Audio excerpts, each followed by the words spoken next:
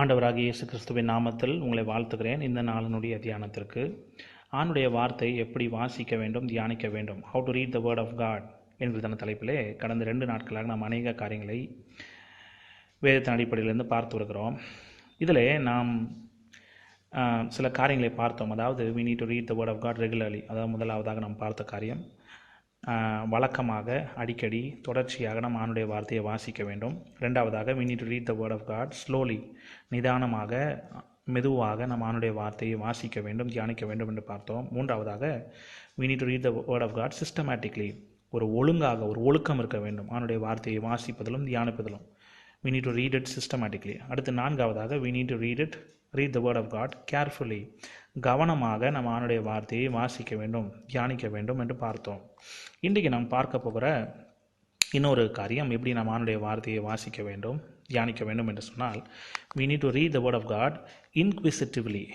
இன்க்விசிட் என்று ஆங்கிலத்திலே சொல்லும் பொழுது ஒரு ஆர்வத்தோடு, வாஞ்சையோடு, ஒரு கியூரியஸ்னஸ், ஒரு ஆவலோடு நம்ம ஆண்டுடைய வார்த்தையை வாசித்து தியானிக்க வேண்டும்.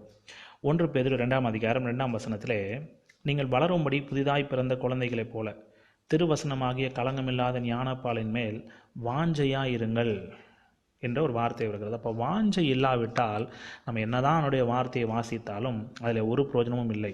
அதே போல் மத்தேயு சுவிசேஷம் 4 அதிகாரம் 4 வசனத்திலே, அவர் பிரதியுத்தரமாக, மனுஷன் அப்பத்தினாலே மாத்திரமல்ல தேவனுடைய வாயிலிருந்து புறப்படுகிற ஒவ்வொரு வார்த்தையினாலும் பிழைப்பான் என்று எழுதியிருக்கிறதே என்றார். அப்போ பாருங்கள், எப்படி நம்முடைய சரீரத்திற்கு எழுத்தின்படியான ஆகாரம் தேவைப்படுகிறதோ அதை காட்டிலும் நம்முடைய ஆத்துமா வெளியேற பெற்றதாக இருக்கிறது. நம்முடைய சரீரத்தை காட்டிலும் நம்முடைய ஆத்துமா வெளியேற பெற்றது. அந்த ஆத்துமா வாழ வேண்டும், அந்த ஆத்துமா வளர வேண்டும் என்று சொன்னால் தேவனுடைய வாயிலிருந்து புறப்படுகிற வார்த்தை, நம்முடைய கரங்களில் கொடுக்கப்பட்டிருக்கிற எழுதப்பட்ட ஆண்டுடைய வார்த்தை, ரிட்டன் வேர்ட் ஆஃப் காட், அதுதான் நமக்கு பிழைப்பூட்டுகிறது. அதனால் மாத்திரம்தான் நாம் பிழைக்கிறோம் என்பதை நாம் மறந்து போகக்கூடாது. யோபு புத்தகம் 23 அதிகாரம் 12 வசனத்திலே யோபு சொல்கிறார், அவர் உதடுகளின் கற்பனைகளை விட்டு நான் பின்வாங்குவதில்லை, அவருடைய வாயின் வார்த்தைகளை எனக்கு வேண்டிய ஆகாரத்தை பார்க்கிலும் அதிகமாய் காத்து கொண்டேன். அப்போ பாருங்கள், இப்படிப்பட்ட அனுபவம் நமக்கும் இன்றைக்கு வர வேண்டும். இப்படிப்பட்ட வார்த்தைகளை நாமும் இன்றைக்கு சொல்ல நாம் இன்றைக்கு அப்படி தகுதி உள்ளவர்களாய் மாற வேண்டும். So we need to read the word of God inquisitively, ஒரு ஆர்வத்தோடு, வாஞ்சையோடு, ஒரு ஆவலோடு ஆணுடைய வார்த்தையை வாசிக்கணும். அப்போ ஆணுடைய வார்த்தையை வாசிக்கும் பொழுது சில கேள்விகளை நம்ம கேட்கணும். உதாரணத்திற்கு, இது எழுதினது யார், ஹூஸ் தி ஆத்தர், இல்லாவிட்டால் இதை பேசுகிறது யார், இந்த வார்த்தையை சொல்லுகிறது யார் என்று சில கேள்விகளை கேட்கலாம். அதே போல் யாருக்காக அந்த வேத பகுதி எழுதப்பட்டது, இந்த வேத பகுதியில் யாரெல்லாம் வருகிறார்கள், யாரை குறிப்பிட்டு இந்த வேத பகுதி எழுதப்படுகிறது, what are the main theme, இல்லாவிட்டால் சொல்லப்பட்ட முக்கியமான கருப்பொருள் என்ன, கருத்து என்ன, இந்த வேத வசனத்தினுடைய கருத்து என்ன. அதே போல் இலக்கணங்களையும் நாம் பார்க்கணும். கிராமர் அது ரொம்ப முக்கியம். யாருக்காக எழுதப்பட்டது, இல்லாவிட்டால் அந்த ப்ரோனவுன் என்று சொல்கிறார்களே, ஒருமையில் எழுதப்பட்டிருக்கிறதா, பன்மையில் எழுதப்பட்டிருக்கிறது, இப்படி பல காரியங்கள். சில உதாரணங்களுக்காக நான் சொல்கிறேன், எப்படி நம்ம ஆண்டுடைய வார்த்தையை நாம் ஆர்வத்தோடு, ஆவலோடு படிப்பதற்காக நான் சில காரியங்களை சொல்கிறேன். Is there any commandment to obey, நான் கீழ்ப்படிய வேண்டிய கட்டளை ஏதாவது இருக்கிறதா, இல்லாவிட்டால் இந்த வேத பகுதியிலே is there any promise to believe, நான் வாசித்த வேத பகுதியிலே நான் விசுவாசிக்க வேண்டிய, பற்றி கொள்ள வேண்டிய வாக்குத்தத்தம் ஏதாவது இருக்கிறதா.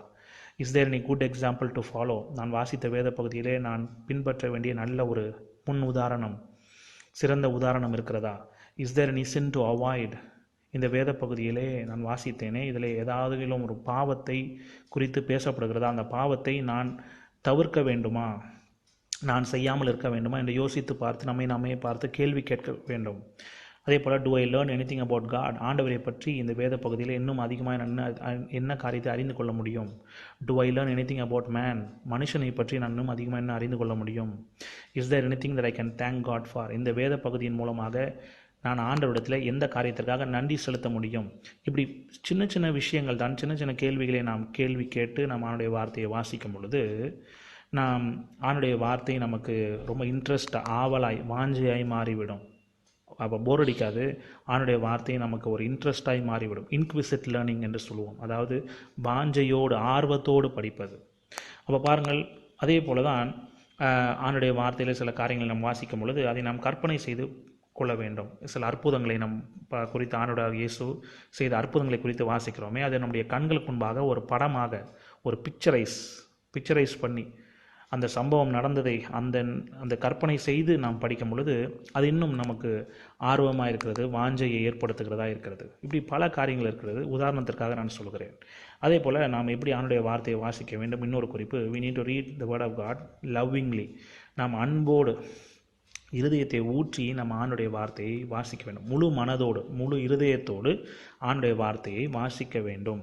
உதாரணத்திற்கு ஒரு கணவன் மனைவி இல்லாவிட்டால் 2 அன்பு கூறுகிறவர்கள், அவர்கள் பாருங்கள், அந்த அன்பை வெளிப்படுத்தும்படியாக அந்த கணவன் தூர தேசத்திலிருந்து வேலைக்கு போகிறார். ஆனால் தன்னுடைய மனைவிக்கு கடிதாசி ஒரு லெட்டர் எழுதும் பொழுது அந்த லெட்டர் கிடைத்த உடனே அந்த மனைவி ஆர்வத்தோடு அதை வாங்கி, என் கணவன் எழுதின ஒரு லெட்டர், இந்த காலத்தில் லெட்டர்லாம் எழுதுறதில்ல, எல்லாம் ஃபுல்லாக இமெயில் தான், இருந்தாலும் ஒரு உதாரணத்திற்காக கற்பனைக்காக நான் சொல்கிறேன்.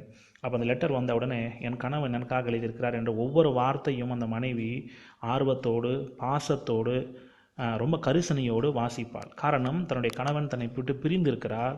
ஆனால் அவர் ஒரு லெட்டர் எழுதியிருக்கும் பொழுது அது ரொம்ப முக்கியத்துவம் வெளியேற பெற்றதாக இருக்கிறது. அதே போல் நம்முடைய ஆண்டவர் நம்முடைய கரங்களிலே எழுதி கொடுத்துருக்கிற இந்த வேத வசனத்தை, பைபிளை நம்ம we need to read it lovingly, முழு இருதயத்தோடு அன்பு கூர்ந்து நாம் இந்த it's God's love letters to us. இது ஆண்டவர் நமக்கு நேராக எழுதப்பட்டிருக்கிற ஒரு அன்பு கடிதம். இந்த பைபிள் என்பது இட்ஸ் காட்ஸ் லவ் லெட்டர். அப்போ பாருங்கள், நம்மேல் அன்பு செலுத்தி அன்பு கூர்ந்து ஆண்டவர் இந்த வார்த்தைகளை நமக்கு எழுதி கொடுத்திருக்கிறார். இதை நாம் அலட்சியப்படுத்தக்கூடாது, இதை நாம் தவிர்க்கக்கூடாது. அதே போல் இன்னொரு முக்கியமான காரியம், ஆண்டுடைய வார்த்தை எப்படி வாசிக்க வேண்டும், தியானிக்க வேண்டும் என்று சொன்னால் we need to read the word of God prayerfully. ஜெபத்தோடு நாம் ஆண்டுடைய வார்த்தையை தியானிக்க வேண்டும், வாசிக்க வேண்டும். காரணம், எதற்காக ஜெபிக்கணும்னு சொன்னால், பரிசுத்த ஆவியானவர் தான். வேத வாக்கியங்கள் எல்லாம் தேவ ஆவியினால் அருளப்பட்டவைகளாக இருக்கிறது. அப்போ பாருங்கள், தேவ ஆவியானவர், அந்த பரிசுத்த ஆவியானவர் நம்முடைய கண்களை திறக்காவிட்டால், நம்முடைய உள்ளான கண்கள் மனக்கண்கள் திறக்கப்படாவிட்டால், நாம் என்னதான் அவனுடைய வார்த்தையை வாசித்தாலும் அதனுடைய அர்த்தம் நமக்கு விளங்காது. ஆக பரிசுத்த ஆவியானவர் தான் நமக்கு நல்ல ஒரு சிறந்த போதகராக இருக்கிறார் என்பதை நாம் மறந்து போகக்கூடாது. ஆக உம்முடைய வேதத்தில் உள்ள அதிசயங்களை நான் பார்க்கும்படிக்கு என் கண்களை திறந்திரலும். Open my eyes that I may see the wonderful truths, wonderful things in your word என்று இந்த சங்கீதக்காரன் சொல்கிறாரே, அதே போல ஒரு மாதிரி ஜெபம், ஒரு முன்மாதிரியுள்ள ஒரு ஜெபத்தை நாம் செய்து ஒவ்வொரு முறையும் ஆண்டுடைய வார்த்தையை வாசித்து தியானிக்கும் பொழுது நாம் ஜெபித்து விட்டு அதற்கு பிறகு ஆண்டுடைய வார்த்தையை நாம் வாசிக்க வேண்டும். அதே போல் ஆண்டவர் நமக்கு நல்ல புரிந்து கொள்கிற மனதை தர வேண்டும் என்று நாம் ஜெபிக்கணும். ஆண்டவரே, அந்த எப்படி அந்த ஒரு சீஷர்களுடைய இருதயம் கொழுந்து விட்டு எரிந்ததோ அதே போல் என்னுடைய இருதயமும் கொழுந்து விட்டு எரியணும். என்னுடைய இருதயம் ஆண்டவரே நல்ல நிலத்தை போல இருக்கணும். உடைய வார்த்தை நான் வாசித்து தியானிக்கும் பொழுது என்னுடைய வார்த்தை, அந்த வார்த்தையின் இருதயத்தில் கிரியை செய்து 30, 60, 100 பலன் தருகிறதாய் மாறணும்னு நம்ம ஜெபித்து விட்டு ஒவ்வொரு முறையும் ஆண்டுடைய வார்த்தையை வாசிக்கும் பொழுது அது மிகுந்த பலனை கொடுக்கும்.